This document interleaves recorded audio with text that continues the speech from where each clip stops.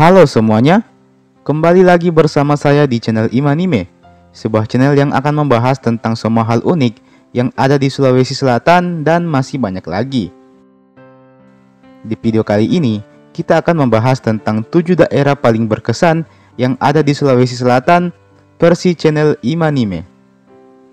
Kira-kira daerah apa sajakah itu? Penasaran? Seperti biasa, sebelum kita lanjut ke pembahasan, saya mau mengajak kepada teman-teman semua buat yang belum subscribe, bisa terlebih dahulu ditekan tombol subscribe-nya, supaya channel ini bisa terus berkembang dan memberikan informasi, wawasan, serta hiburan kepada kita semua. Oke, kalau sudah, langsung saja, mari kita masuk ke pembahasan. Inilah dia 7 daerah di Sulawesi Selatan yang paling berkesan versi channel Imanime. Nomor 7, Toraja. Tanah Toraja merupakan salah satu daerah yang paling berkesan menurut admin. Bagaimana tidak? Selain karena keindahan alam yang ada di Toraja, juga karena budaya yang ada di sana sangatlah unik dan masih dipertahankan dengan sangat baik. Tidak perlu kita ragukan lagi kalau Toraja adalah daerah yang mengandalkan pariwisata budayanya. Dan jujur saja, memang itulah yang menjadikan Toraja menjadi daerah yang paling ingin saya kunjungi. Selain karena saya mau banyak belajar soal budaya yang ada di Toraja, juga karena saya sangat terpesona dengan keramahan penduduknya dan juga toleransi antar umat beragamanya. Sebagaimana yang kita tahu, Kabupaten Tanah Toraja dan Toraja Utara didominasi oleh penduduk beragama Kristen. Meski begitu, umat Muslim yang berasal dari Toraja bisa hidup dengan tenang tanpa adanya diskriminasi atau pertentangan. Toraja adalah contoh gambaran daerah yang damai menurut saya. Saya sendiri pernah berkunjung ke Toraja dan ikut dengan orang tua saya yang kala itu ditugaskan di Toraja. Kebetulan saat itu sedang bulan puasa, dan alangkah baiknya masyarakat Toraja ketika waktu makan siang mempersilahkan kami yang muslim untuk salat duhur terlebih dahulu, serta memberikan ruangan masing-masing ke kami untuk beristirahat sejenak selagi yang non-muslim menyantap makan siang. Jujur, inilah yang membuat saya terpesona dengan Toraja. Toleransi semacam inilah yang sedari dulu saya cari-cari. Selain itu, saya juga pernah berkunjung ke Ketekesu dan ke patung Yesus terbesar di dunia, dan itu memukau mata saya. Ketekesu benar-benar kental akan budaya dan tradisi yang sangat unik, sedangkan patung Yesus tersebut membuat saya kagum betapa hebatnya pemerintah daerah Toraja hingga mampu membuat patung semegah dan secantik ini. Saya cinta dengan Toraja. Nomor 6, Makassar. Makassar adalah daerah yang sempat beberapa kali saya kunjungi, juga dikarenakan ada keluarga saya yang menetap di sana. Bagiku, Makassar adalah kota yang ideal untuk dijadikan sebagai tempat menetap. Selain karena Makassar adalah kota metropolitan, juga karena tempat hiburan dan belanja di Makassar bisa dibilang salah satu yang terlengkap di Indonesia. Makassar juga memberikan kesan yang baik ke saya, utamanya ketika saya berkunjung ke rumah keluarga di sana. Sangat menyenangkan berada di sana. Pemandangan gedung-gedung pencakar langitnya selalu jadi tontonan menarik buat saya. Selain itu, suasana malam di Pantai Losari pun tak kalah nyaman dengan tempat-tempat lainnya. Satu-satunya hal yang mungkin bisa saya komplain soal Makassar adalah kemacetannya yang sangat parah. Meski begitu, yang membuat saya paling takjub adalah ketika saya berkunjung ke Universitas Sultan Hasanuddin Makassar.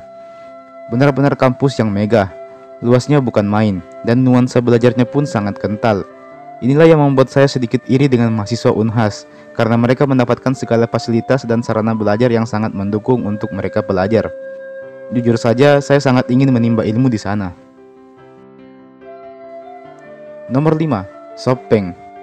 Sopeng bisa dibilang adalah daerah yang paling ingin saya jadikan sebagai tempat tinggal untuk menetap. Sopeng sangat kental dengan nuansa Bugisnya. Kebanyakan masyarakatnya pun masih menggunakan bahasa Bugis. Dan tidak tahu kenapa, saya suka saja begitu mendengar ada orang yang berbahasa Bugis. Bagi saya, Bugis adalah suku terfavorit.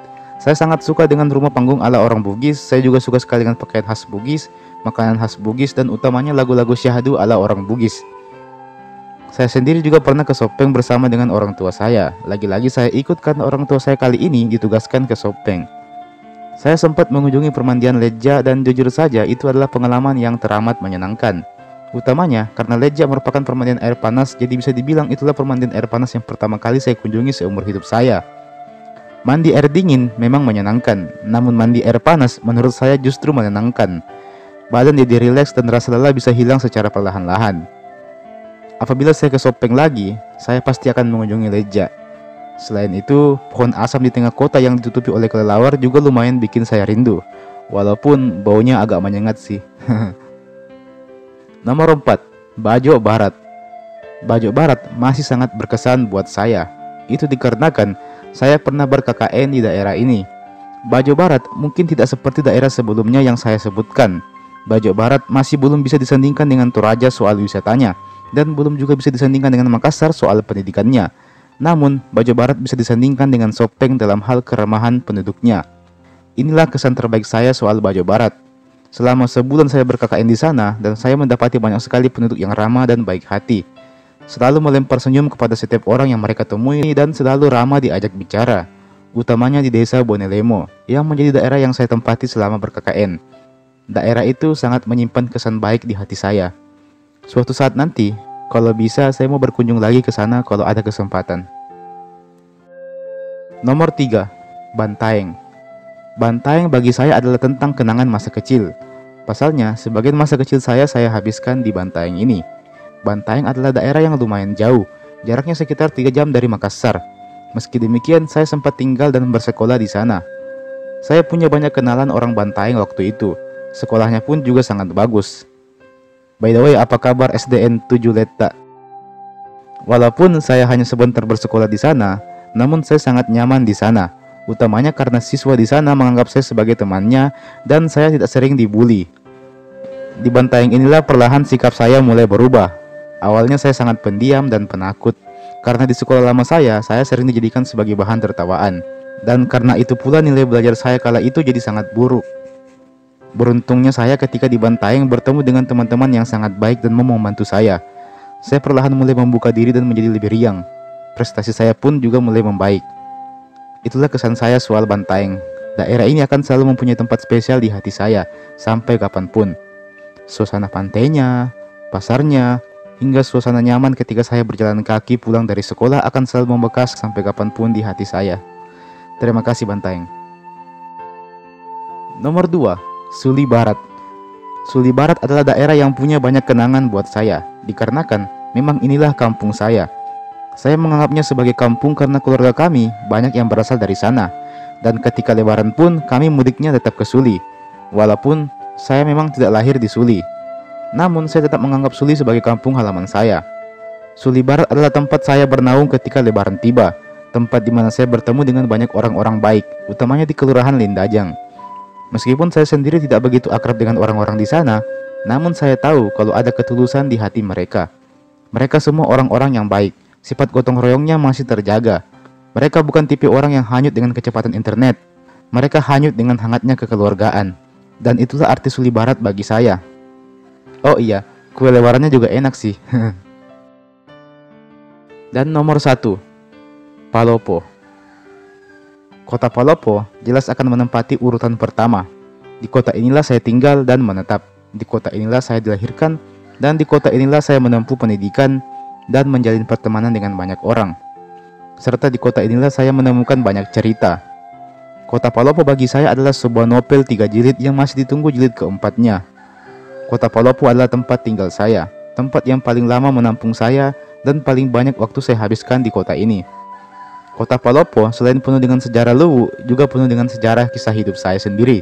Meskipun masyarakat kota Palopo tidak seramah orang Suli Barat ataupun di Bajo Barat, dan tidak senyaman Toraja dan Sopeng, tidak pula semenarik Makassar, namun Palopo adalah tentang masa kecil dan kenangan, sama halnya dengan Bantaeng. Palopo lah tempat saya bernaung, dan Palopo lah tempat saya kembali ke sebuah tempat yang bisa saya sebut sebagai rumah. Palopo adalah rumahku. Dan teman-teman, terima kasih telah menyaksikan video ini. Video ini sifatnya agak personal ya teman-teman. Video ini adalah pengalaman pribadi saya. Sebenarnya banyak daerah lain yang memiliki kesan juga buat saya, namun inilah 7 daerah paling berkesan sejauh ini buat saya. Bagaimana menurut kalian? Silahkan tulis juga 7 daerah di Sulawesi Selatan yang paling berkesan buat kalian. Mari sama-sama kita bercerita di kolom komentar di bawah. Oke? Jangan lupa like dan share juga video ini ya. Terima kasih dan sampai jumpa di video selanjutnya.